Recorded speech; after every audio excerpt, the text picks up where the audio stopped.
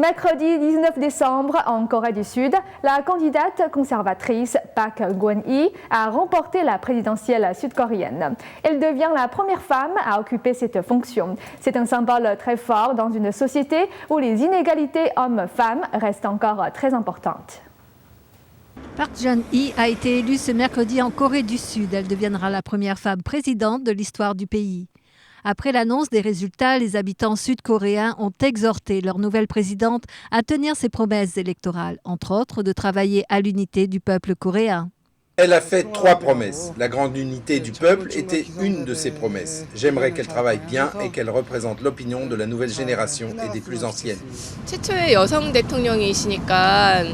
Elle est la première femme présidente de notre histoire, n'est-ce pas ? En tant que femme, j'espère qu'elle fera bien son travail. J'aimerais qu'elle ne déçoive pas mes attentes. Je pense qu'elle va bien faire.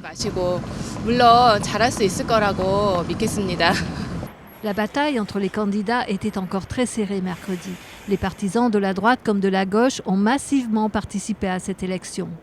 Les conservateurs et les partisans de gauche ont tous apporté leur force dans ces élections présidentielles, surtout les partis d'opposition. Moon Jae-in et Han Choi-soo s'étaient unis pour gagner. Les candidats d'extrême gauche avaient aussi essayé de renforcer cette coalition.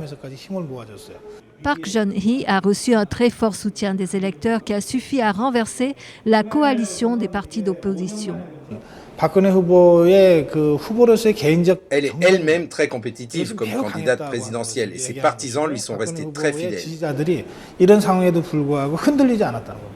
Park Geun-hye a reçu un très fort soutien des électeurs qui a suffi à renverser la coalition des partis d'opposition. Park Geun-hye va donc retrouver la demeure présidentielle qu'elle avait quittée il y a plus de 30 ans après l'assassinat de son père. L'élection de Park Geun-hye assure au Parti conservateur sud-coréen un second mandat présidentiel après le premier mandat de Lee Myung-bak.